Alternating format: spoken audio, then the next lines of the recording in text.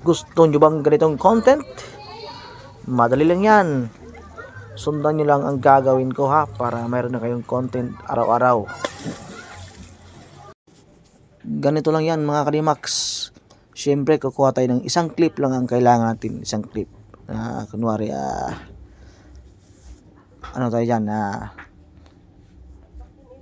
jump tayo dyan, yan. Hanapin nyo lang yung pag-jump mo na nakahang na kayo at i-touch mo yung video, ganyan, at hanapin yung freeze, yan. Pagkatapos ng freeze, ibaba natin yan, i-overlay, tapos hanapin natin yung remove BG, yung remove background yan.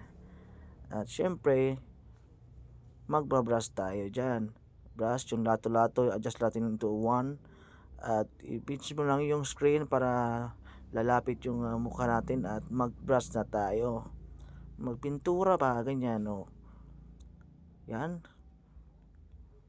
Tiyaga lang mga Kadimax, tiyaga lang para makumpleto yung ating content, yan.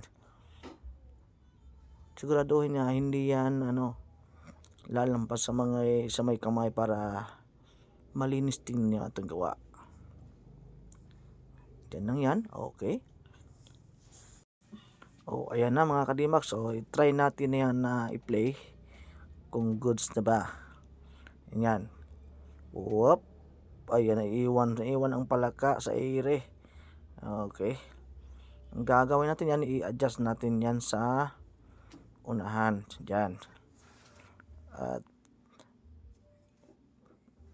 hilain lang natin sa pinakauna at ganyan, at adjust natin yan hanggang sa yung paglalakad natin dapat hindi tamaan yan. Mag-cut tayo sa taas tayo mag-cut yan. Pinutin ng video at mag-split yan, ganyan okay na yan. Ganyan, tingnan natin kung goods na.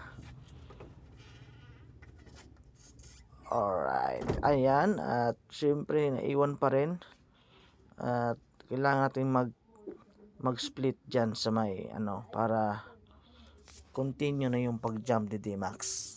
Split tayo dyan, i-delete, yan. Okay na yan, play natin.